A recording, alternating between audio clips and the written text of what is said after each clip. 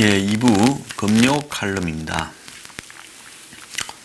최근에 저한테 욕하는 사람들이 또 많이 생겼어요. 저는 그냥 이런 일이 다반사다, 병가지상사다 생각하고 살고 있습니다. 매일 한 번씩 이렇게 그냥 얻어맞는 일이 맞는데요. 근데 제가 그 분노를 그분들이 저를 향해서 할 게 아니라 한국당의 황교안, 나경원 지도부를 향해서 해야 되는 거 아닌가, 그렇게 생각합니다. 제가 뭐 강경투쟁하라고만 하는 게 아니라요. 싸움이라는 것은 이 머리와 감성, 이 두 가지를 갖다가 움직이고 싸워야 되는데, 근데 그런 부분이 없는 채 한마디로 싸움을 관성적으로 하고 있는 듯한 모양이 보였기 때문에, 저렇게 한다면 이 사악하고 모진 뻔뻔한 정권을 상대로 과연 감당을 할 수 있겠는가, 극히 의문이 듭니다. 그 대표적인 애가 한국당 해산 청원이라는 겁니다. 청와대가 뭔데 청원이라는 이름을 씁니까? 건방지게요. 지금이 무슨 왕조 시대입니까? 그래가지고 온갖 저들 패거리에 여론을 조장하는 그런 장을 만들어 놓고, 그래서 자기들이 필요한 이야기들을 거기에 모여서 하도록 만들면서 이제는 상대 진영에 대한 해산 청원까지 받아주고 있다는 거, 이거는 정상적인 민주국가에서 있을 수 없는 부분이라고 생각합니다. 이게 200만이면 무슨 의미가 있고 2천만이면 무슨 의미가 있고, 아무 의미 없는 이야기예요. 한국당이 하는 행동이 민주주의에 어긋나는 것인지, 지금 문이 공수처를 밀어붙이고 판사 검사들이 다 들고 일어났지 않습니까? 공수처를 밀어붙이고 선거법을 저들 마음대로 똘마니들 데리고 정하고, 이런 것이 민주주의 원칙에 어긋나는 것이지요. 한국당이 잘못한 거라고는 제대로 투쟁하지 못한 것밖에 없습니다. 그런데 이런 짓거리를 하면서 그걸 청와대가 그들의 가까운, 한마디로 신역격인 언론들, 요즘 언론들 보면요, 이것들은 그야말로 뒤져야 됩니다. 사람이 아닙니다. 배워가지고 그딴 기사 쓸 바에야요, 어디 나가서 노가다를 해서 먹고 사는 게 나을 겁니다. 자, 지금 뭘 몰아갑니까? 민생을 위해서 한국당이 국회로 들어오라, 삭발이나 장외투쟁 같은 쇼 하지 마라, 국회의원의 목적은 국민을 위한 것이다. 그야말로 70년대나 80년대 공화당, 민정당 때나 하던 이야기들을 지금 언론들이 문정권을 위해서 하고 있습니다. 그래서요, 이 정확한 민주정부에서의 청와대 홈페이지에 그 정권에 반대하는 정당에 해산 청원이 들어오고 있다면 이것은 청와대가 나서서 중단시키고, 그야말로 이 해산 청원은 여기서 해야 될 때가 아니다. 그리고 이 부분은 한마디로 이 청와대가 관여할 수 없는 부분에 대해서 여기 이야기하는 것은 잘못된 것이다. 그래서 이 부분에 대해서 청와대가 그걸 삭제를 시켜버리든가 그런 일을 하지 말라고 강력히 나무라야 되는 부분입니다.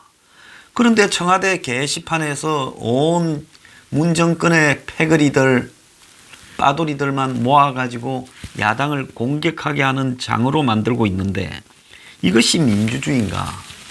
문재인은 그가 듣고 싶은 사람들의 말만 듣고, 문이 북한에 신경 쓰는 만큼 한국의 야당에 신경을 쓰거나 그에게 뼈아픈 충고를 하는 사람의 말을 신경을 쓴다면 오늘날 대한민국이 이렇게 되었겠는가? 저는 그런 생각을 해봅니다.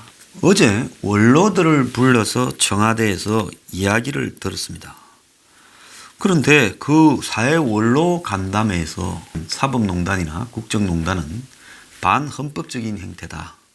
그래서 적폐수사가 그들을 향하는 부분을 막을 수 없다.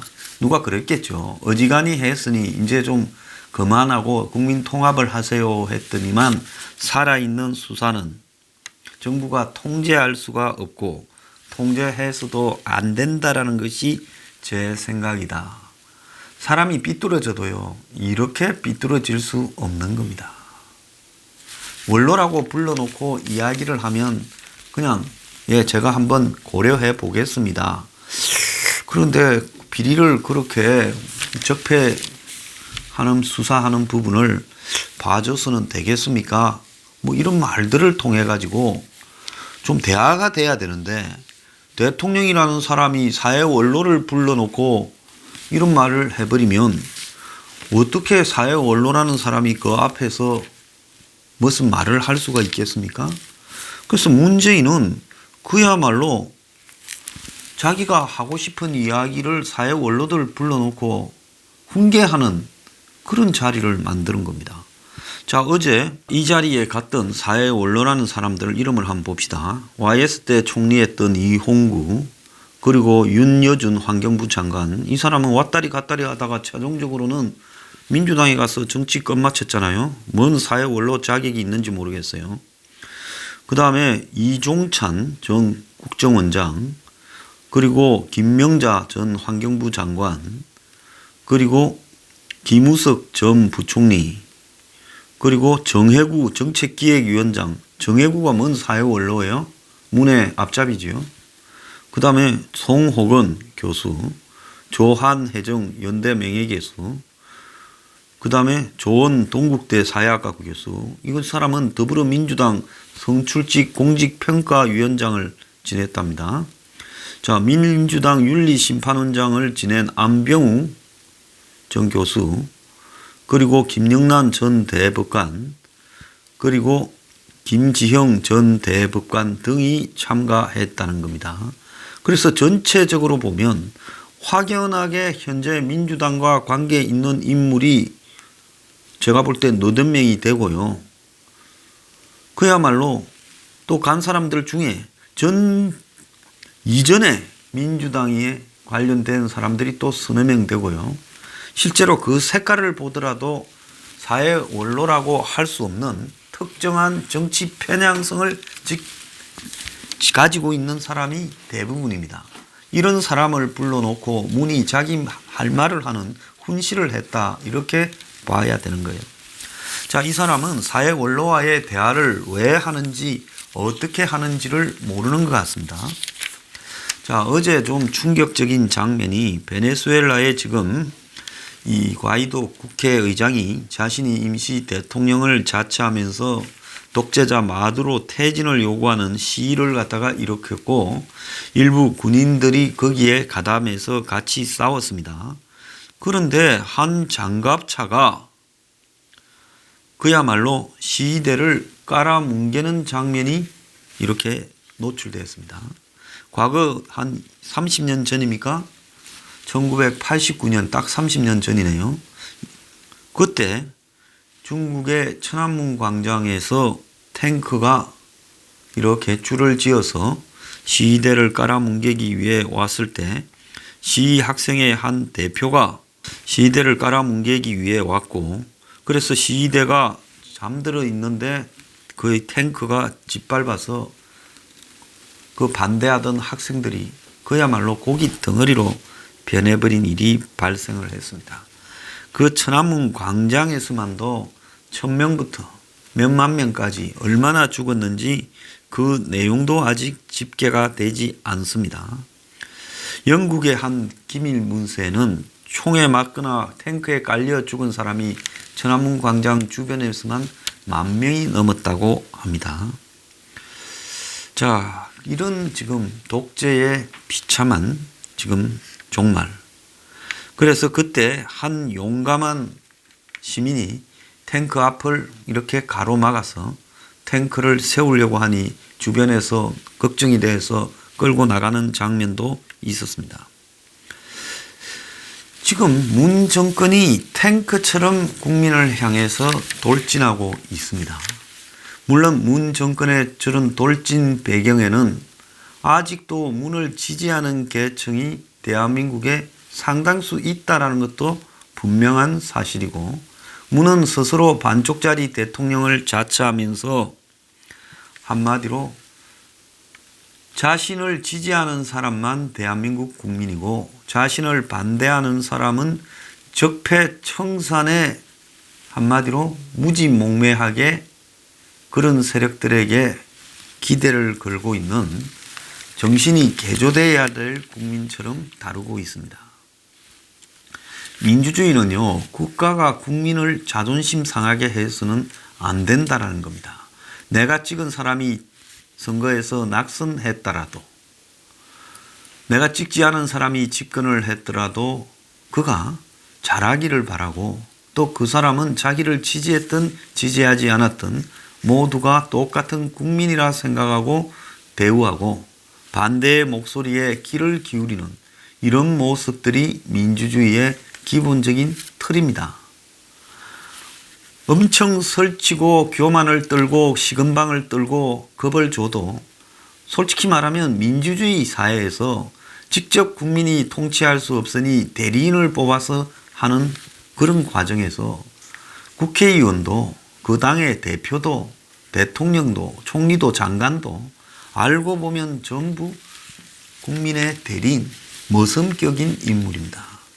머슴 보고 집안 살림 좀 살아라고 맡겨줬더니만 이제 머슴이 매를 들고 주인들을 협박을 합니다.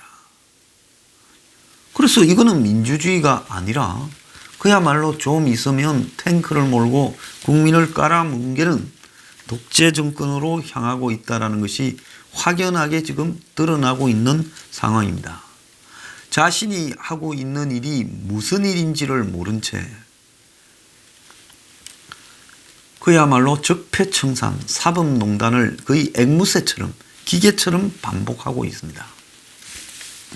여기서 하나 좀 서글픈 거는요, 이제 민주당이라는 정당 자체가 문재인의 명령 수행 그냥 기구처럼 돼버렸다는 겁니다. 김관영이라는 바른미래당 원내대표가 민주당하고 무슨 맥락을 물밑에서 맺었는지 모르지만 임의로 지금 이 사법개혁 특위에 소속되어 있는 의원들을 바깥치워가면서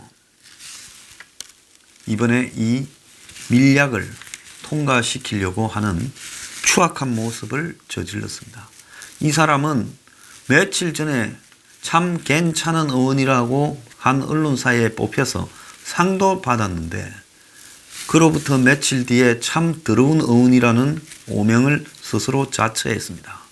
국회의원 배지 하나를 가지고 전 국민을 상대로 자신의 더러운 양심을 보여줬어요. 자, 민주당의 이해찬이가 한국당 의원들을 상대로 도둑놈들이라고 말했습니다. 그랬는데 그 다음날 마라톤 대회 한다고 둘이 웃으면서 황교안 이해찬이 악수를 나누고 몸 푼다고 기지개를 켜고 그런 모습을 보면서 정치인들은 사이코패스인가? 대통령 가려면 저렇게 뻔뻔함들을 각자 가지고 있어야 되는가? 적어도 만나서면 그 자리에 어제 고생하셨지요. 미안합니다. 본의 아니게 그리 됐습니다. 그리고 정말 정치 그래 하는 거 아니지 않소. 제대로 좀 하시오. 그리고 사과하기 바랍니다. 이런 말들이 오고 가면서 해야 될 건데 아무런 일도 없었던 시 그냥 악수하고 웃고 또 옆에 같이 앉아있고 이럽니다. 자, 민주당에 있는 120몇 명쯤 되는 국회의원들은 무엇 때문에 정치를 합니까? 당신들은 당론이라는 부분에 자기의 색깔을 다 없애버렸습니다. 그냥 청와대에서 지시하면 그것을 수행하는 것이 민주당 여당 의원들의 역할이라면 과거에 지금 좌파들이 검사 동일체라고 검찰 조직은 위에부터 밑에까지 하나라고 똘똘 뭉쳐서 집단적인 조직 이기주의를 갖다가 지향하는 집단이라고 그렇게 비판했던 것과 지금 민주당이 보이고 있는 행태가 뭐가 다릅니까? 오히려 검찰은 문재인의 공수처 통과에 대해서 문무일 검찰총장이 반발하고 여기저기서 이제 반대 소리가 터져 나오고 그렇게라도 할 줄 압니다. 민주당은 이런 일을 시키는데도 전부 일사불란하게 한마디로 개가 되어서 청와대가 화면으로 보고 있을 때 내가 얼마나 몸을 던져서 청와대 관심사항을 실행하려고 노력하는가, 그걸 보여주고 그 다음 공천을 확보하려고 지금 혈안이 되어 있지 않습니까? 기껏 당신들이 이야기했던 민주주의의 완성, 형식적인 민주주의의 완성이 이런 수준이었어요. 과거에 당신들이 운동권일 때 운동권의 보스 한 명이 이야기하면 통과시키던 잘못된 민주주의를 그대로 사회에, 정치에 인용을 해서 이 모양으로 정치를 하는 겁니까? 이따위로 정치하려고 운동권에서 평생 정치판으로 기웃거리면서 지금 그 결과가 이겁니까? 그래서요, 청와대의 지시에 당 지도부가 하나도 말을 하지 못하고 그걸 하청받는 하청업자고, 그리고 하청업자가 시키면 민주당 국회의원들은 전부 노가다가 되어서 서로 더 일을 열심히 하고 있다는 것을 청와대에 입증하기 위해 혈안이 되어 있습니다. 과거 당신들이 한국당의 전신인 새누리당을 청와대 여의도 출장소라고 했지만은 제가 볼 때 이건 여의도 출장소를 넘어섰어요. 그야말로 그냥 청와대에서 리모컨으로 조정하면 그 조종에 따라 움직이는 AI 수준이라는 겁니다. 당론이라는 이름 하에요, 어떻게 의원들이 자기 할 말을 그렇게 하지 못하고 다 무릎을 꿇고 그럽니까? 검찰 출신 조응천이나 금태섭이가 공수처 처리 저래 하면 안 된다고 입장을 내니까 배신자다. 한번 배신한 놈은 또 배신한다. 그래서 검은 머리 동물은 키워서는 안 된다. 걷어주면 안 된다. 온갖 지저분한 이야기를 하고 있습니다. 금태섭 의원은 안철수 쪽에 있었고 또 조응천은 박근혜 청와대에 있었다. 그걸 가지고 지금 이야기까지 하고 있습니다. 자, 민주당은 당론에 반대하면 배신자가 된다. 이것이 민주주의입니까?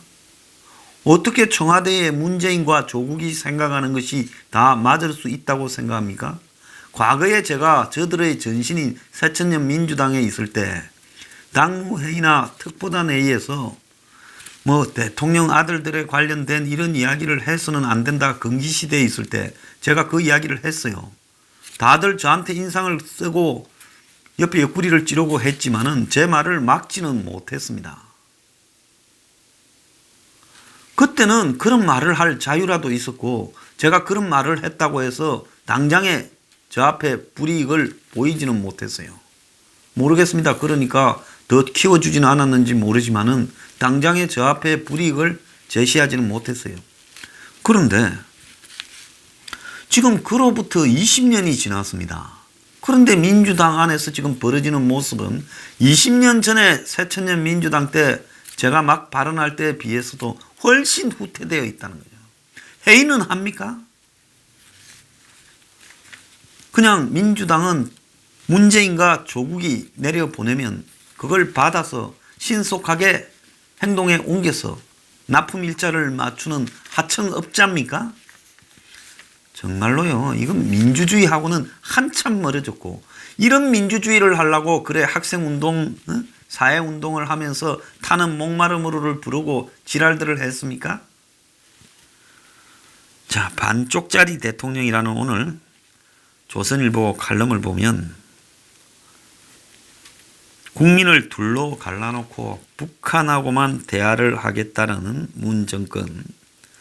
자, 집권 2년이면 오만과 독선에서 나올 시간도 됐는데 국민은 일부 각성을 하는데 대통령은 여전히 자기 생각에 빠져 있다는 겁니다. 자, 오늘 중앙일보에 보면 어쩌다 대통령에서 우크라이나의 개그맨 코미디언이 대통령이 됐는데 그야말로 현재 대통령이 싫어서 그냥 이 젤렌스키라는 코미디언이 대통령이 되어봤자 나라 꼬라지가 어떻게 될지 뻔한데도 그를 밀었다는 겁니다. 자, 그러니까 결국은 이 젤렌스키는 남을 공격하기보다 자신을 희화시키는 그런 능력으로 결국 국민들에게 너는 기성정치인과 다르니 네가 해먹어라. 네한테 별로 기대는 하지 않는다. 이런 심리로 밀어줬다는 겁니다. 자, 그런데 지금 대한민국 정치가요. 문재인이 어쩌다가 대통령이 됐는지 모르지만은 지금 공수처법 같은 걸 보면 말입니다. 그야말로 대통령이 임명하는 공수처장이 사냥개가 돼서 다 물어 제끼면 검찰, 판사들 그리고 경찰 고위층들이 전부 겁이 나서 시키는 대로만 하게 돼 있을 거라는 거죠. 그런데 정권이 바뀌면 이번에 선진화법이 한국당의 자업자득이 된 것처럼 과거에 자기들이 만들었다가요. 한나라당 때 만들었다가 지금 공수처가 문재인을 위한 자업자득이 될 건데도 저렇게 하는 이유는 뭐겠습니까? 그거는요. 정권이 바뀌지 않을 것이다라고 확신을 하고 있으니까 저런 짓을 한다고 생각할 수밖에 없는 겁니다. 자, 공수처를 만들어서 검찰 수사권을 넘기면 그야말로 권력자의 부패와 비리가 사라지겠습니까? 있는 특별감찰관 제도도 만들지 않고 있는 사람이 문재인입니다. 그런데 그가 공수처를 하는 것은 자기나 자기 주변을 잡아가라는 게 아니라 상대방들을 다 죽여버리겠다라고 만드는 거고 다시는 권력을 놓치지 않겠다고 지금 저렇게 하는 겁니다.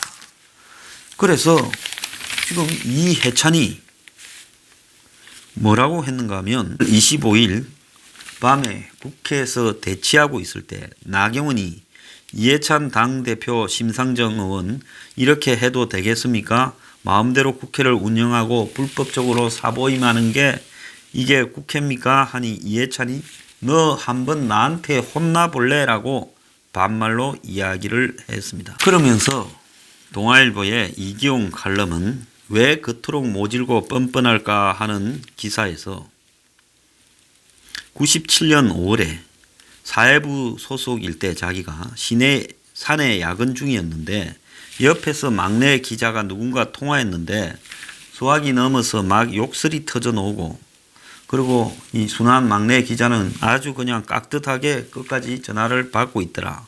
얼굴이 벌겋게 돼가지고 전화를 끄는 막내 기자한테 자초지종을 물으니 아현동 로타리에서 국회의원이 불법 유턴을 하다가 의경과 시비가 붙어 의경을 경찰서로 끌고 갔다. 의경이 국회의원을 끌고 간 게 아니라 국회의원이 의경을 경찰서로 끌고 갔다는 겁니다. 그래서 그런 제보를 받고 기사를 써놓고 의원의 해명을 넣으려고 전화를 했다가 의원이 그렇게 욕설을 했는데 그 사람이 바로 이해찬이라는 겁니다.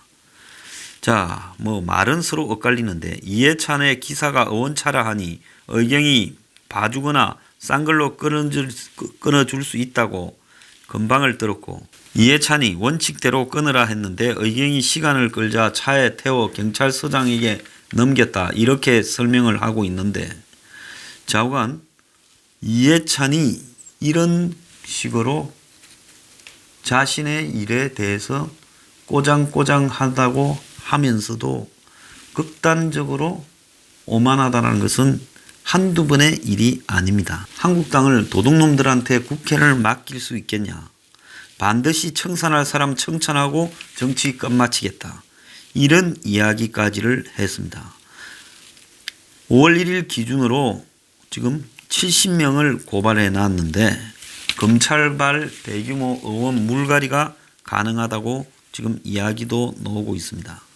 지금 문재인이 그야말로 국민을 야당을 우습게 알고 지 맘대로 가고 있고 조국이 거기에 장구를 치면서 장단을 맞추고 있고 이해찬이 그걸 밀어붙이고 있습니다. 한 시기에 문, 조국, 이해찬 이렇게 오만하고 자기가 옳다는 잘못된 확신에 가득 차 있고 그리고 반대 진영을 개무시하는 성격을 가진 사람들이 한 통속이 되어 나라를 끌고 가는 것도 이것도 대한민국의 불행입니다. 이들은 세상 모든 게 자신은 선이고 남은 악이고, 그리고 자신들이 만들어 놓은 가짜 선동을 스스로 믿으면서 그야말로 상대방은 탈탈 털어서 적폐로 보내버리겠다라는 정치를 하고 있습니다. 어쩌다가 대통령이 될 수는 있지만 되고 나서 이따위로 하라고 대통령 뽑아준 건 아닙니다. 야당이 무능하고 무지하니까 이제 이 자들은 그야말로 대한민국을 자기식으로 들어먹으려고 들고 있습니다. 자, 이들이 갈 곳은요, 대한민국을 들어먹는 게 아니라 언젠가는 자기 행동에 대한 대가를 치를 수밖에 없습니다. 자, 중요한 거는요, 아직도 국민의 상당수가 문봉에서 헤어나지 못하고 있기 때문에 이런 행동이 유지된다는 겁니다. 자, 문이 작년 연말에 지지가 확 떨어지거나 또 작년에 1월 달에 지지가 확 떨어졌을 때 금방 굽신거립니다.